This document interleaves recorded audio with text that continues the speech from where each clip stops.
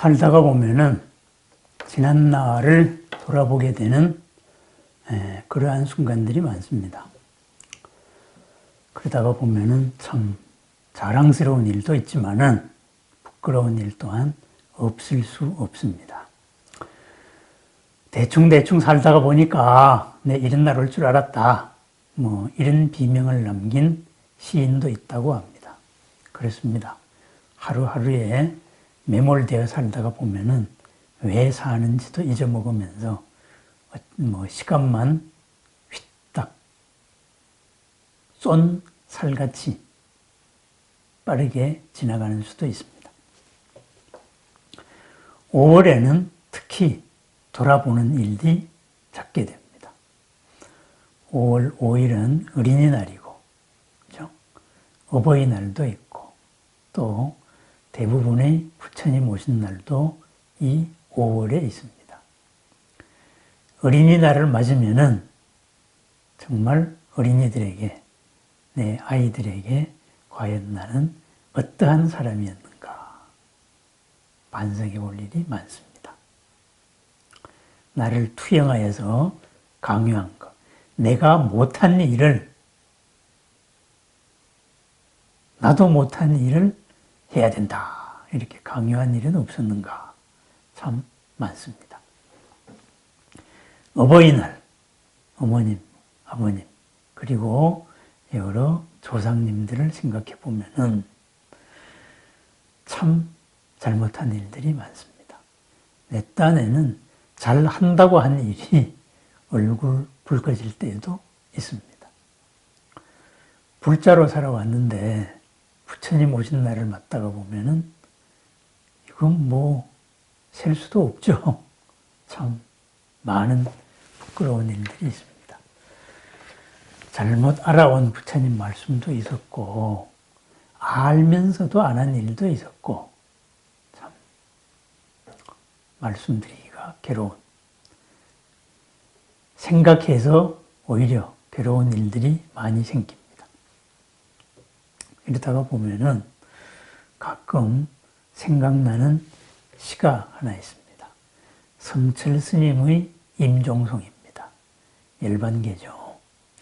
금생을 마감하면서 마지막으로 던지는 한마디 가르침, 바로 선사들이 임종계입니다. 열반송입니다. 참 멋있는 전통입니다. 스스로의 비명을 스스로가 이렇게 실어서 정리하는 거지요.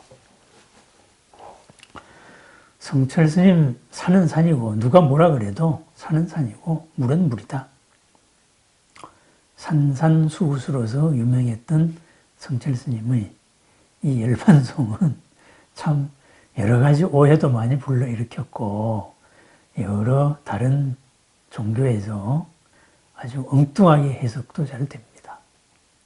성철 스님답게 표현을 한 시입니다. 당시에 93년이죠. 93년 11월 달이죠. 93년에 표현되었던 나타났던 시 그대로 한번 읽어보겠습니다. 일생 동안 남녀의 무리를 속여서 하늘에 넘치는 제옥은 수미산을 지나친다. 산채로 무간지옥에 떨어져서 그 한이 만갈래나 된다. 둥근 수레바퀴 불금을 내뱉어서 푸른 산에 걸렸다. 이것이 성철 스님의 임종송입니다. 저는 이 임종송을 보면서 제 사는 모습을 많이 반성하게 됩니다. 그리고 어떻게 살아야 될까? 이것도 생각하게 됩니다. 선사의 마지막 가르침은 특히 일생 동안 남의 마음을 헤아려서 남의 마음 속에 있는 불순물을 제거하려고 노력하는, 소리를 보는 게 아니고 마음을 보는, 마음과 마음의 대화를 추구하는 선사의 말은 글자 그대로 따라가면 안 됩니다. 글자 속에 숨은 마음의 의도를 알아차려야 됩니다. 관세음보살이죠. 소리를 듣지 않고 소리가 일어난 의도를 봐야 되는 겁니다. 이 시를 한문으로 표현을 했는데요. 한문으로 표현된 성철 스님의 시를 보면은 참 의도가 한글보다는 더욱더 잘 드러나 있습니다. 생평귀광 남녀군. 생평. 살아서 평생 동안 하는 일이 기광. 속이고 미치게 만들었다.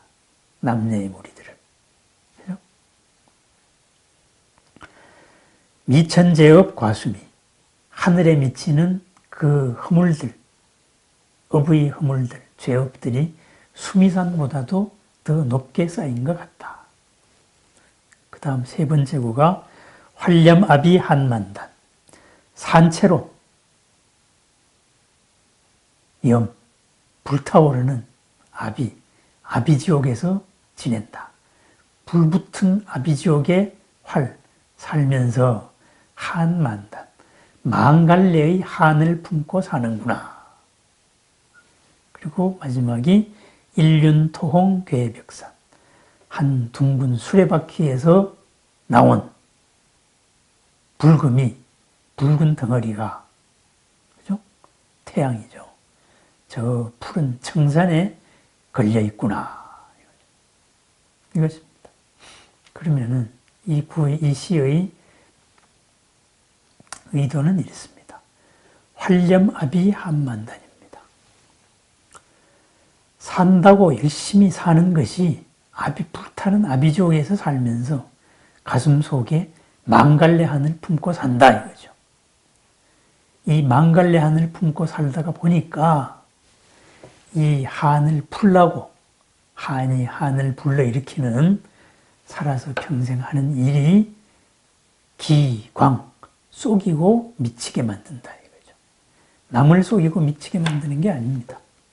내 스스로를 속이고 내 스스로를 그 결과 내 스스로를 미칠 지경으로 만드는 겁니다. 어째서 나에게 이런 일이 일어났는가?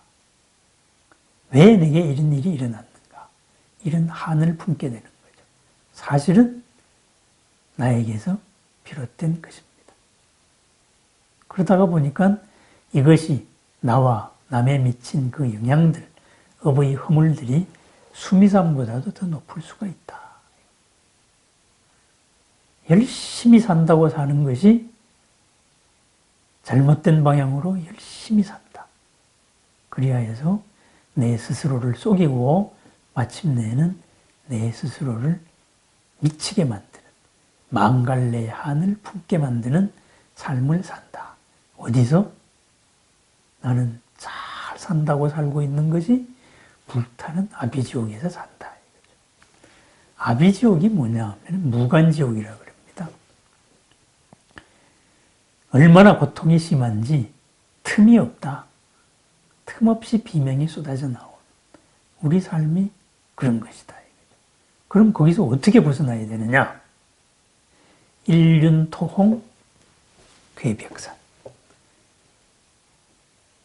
흔들림 없이 푸른 산에서 만물을 길러내는 저 청산이 있고 그 청산 위에는 언제나 빛나는 붉은 태양이 있다.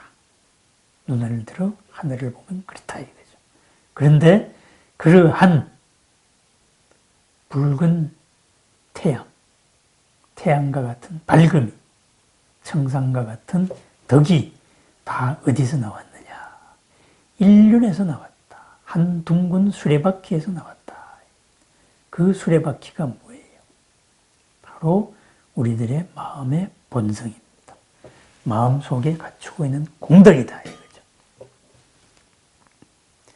밖으로 향하는 마음으로 끊임없이 살다가 보니까 지금 사는 땅이 바로 아비지옥 속이고 사는 모습이 망갈래 한을 품고 나와 남을 속이고 미치게 만드는 것인데 그 마음을 바로 잡으면은 그 마음에서 드러난 붉은 태양과 그리고 그 마음의 덕을 갖추고 있는 변함이 없는 저 청산은 만물을 길러낸다. 이거죠.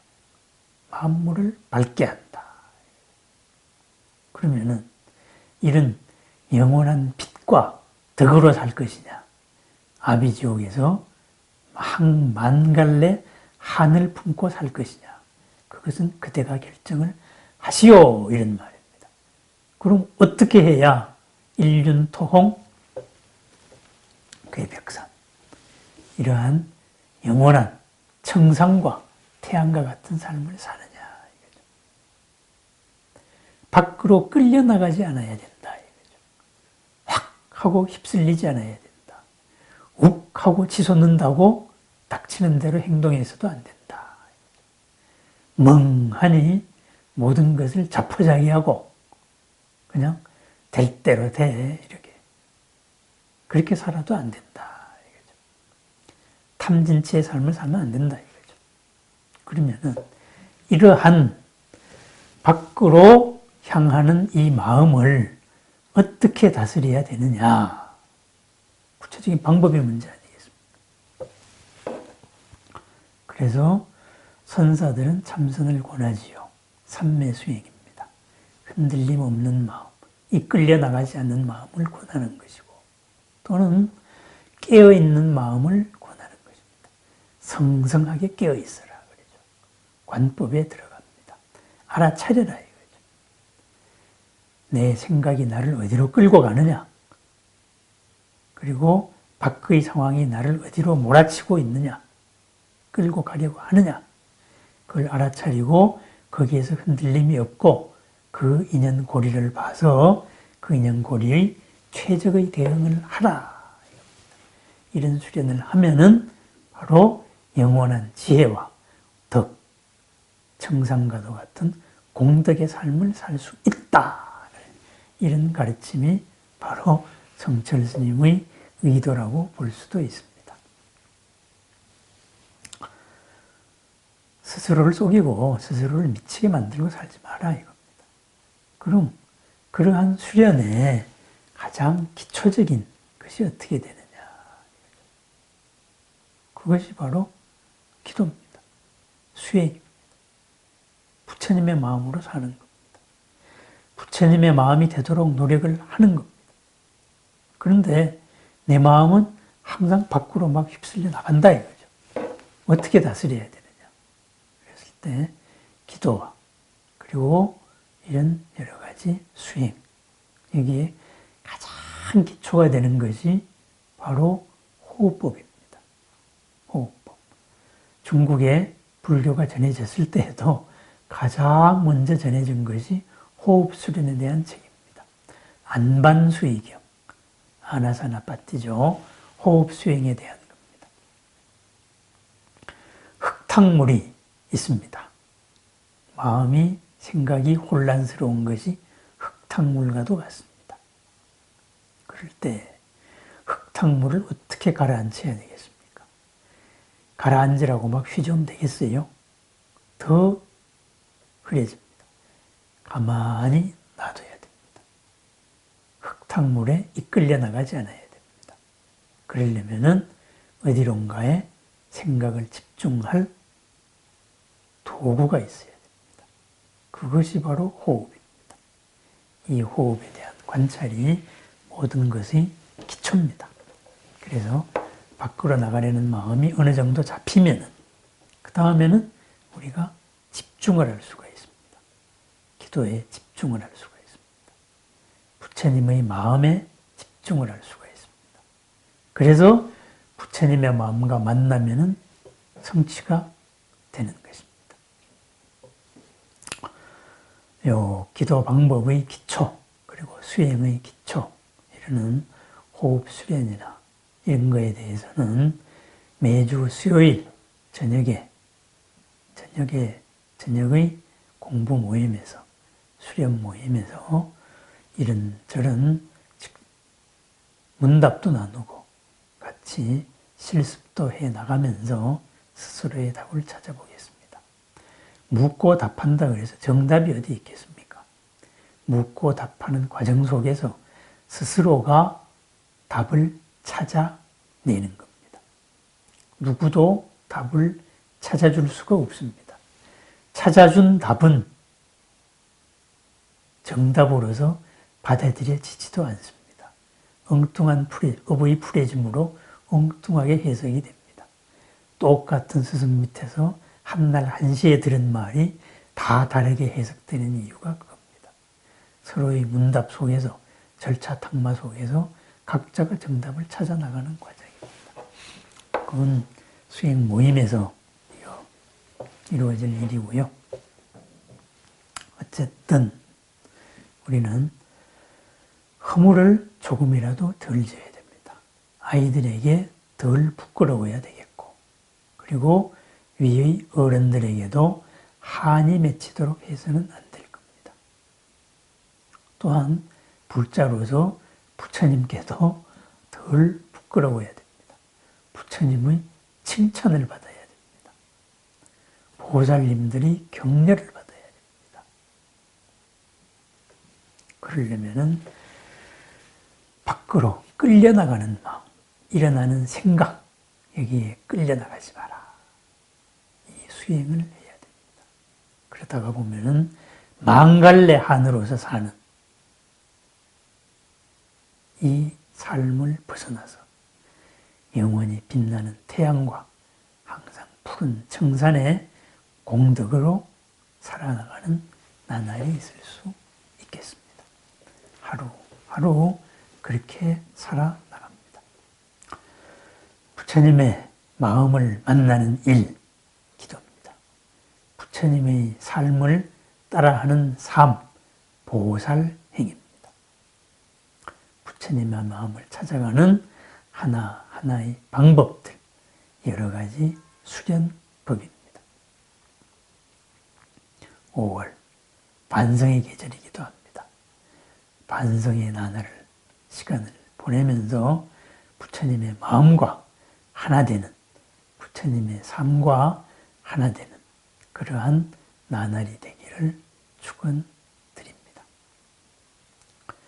살아서 하는 모든 짓이 바로 공덕과 지혜와 복의 삶이 될 수 있는 그런 훌륭한 나날을, 부처님 오신 날을 맞아 축원드립니다. 감사합니다.